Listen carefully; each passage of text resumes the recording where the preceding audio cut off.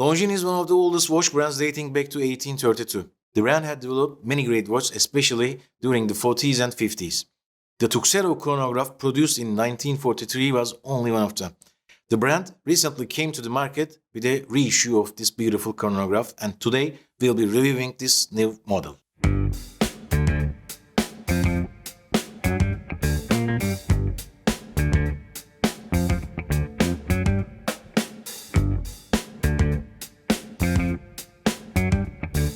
The new model looks and feels a lot like the original one, with minor differences and a major one.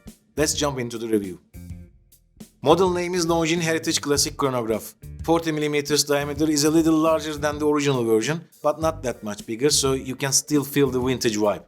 13.6mm is the height, and the lock-to-lock length is 48mm, which may sound long, but actually it sits perfectly fine on my 19cm wrist. The locks have a nice curved shape on the edge, which helps a lot for the comfort. Sides and top of the case are all polished stainless steel. However, the higher domed bezel is brushed, and this gives a nice quality feeling to the overall look. This is a push-pull type crown, polished on the side with a Longines logo on top. The chronograph pushers are rectangle shaped and they are also polished. Caseback is also a snap-on caseback, so the water resistance of this piece is only 30 meters. We can see the old Longines logo on the caseback, which is an hourglass with wings.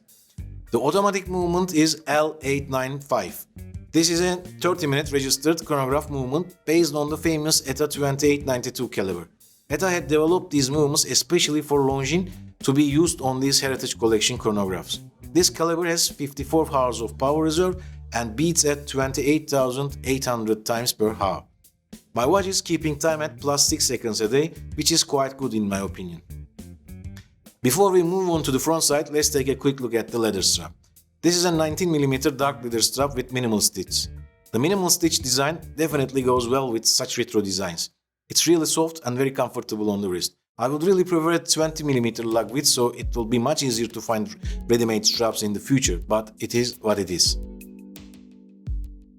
We have a domed sapphire crystal on the front side. There are multi-layers of AR coating inside and it looks very clear and crisp. Hour and minute hands are highly polished leaf profile hands. They look great in my opinion. Central chronograph hand as well as the sub-seconds and chronograph minute counter hand are blue and look identical to the old original design. This is a Tuxedo dial and I love the font of hour markers inside the dark circle. The sub dials are framed by a metallic flange creating nice reflections and a sense of depth. The outer tachymeter ring has blue numbers just like the original one, adding a slightly sporty look to this retro design. Longines managed to keep the proportions of the original watch very well here, so it feels elegant and dressy. This is a great example of a well-made reissue watch in my opinion. As I said, Longines had managed to make this watch almost identical to the original 1943 design. But there is a major difference. This is the original one and this is the new one. Can you tell this major difference? If you can, please write it down so we will see how many of us can identify this major change at first sight. You are watching a quite new watch channel here on YouTube. If you like this content and want to be informed about the future new videos, you may consider subscribing to the channel by clicking here.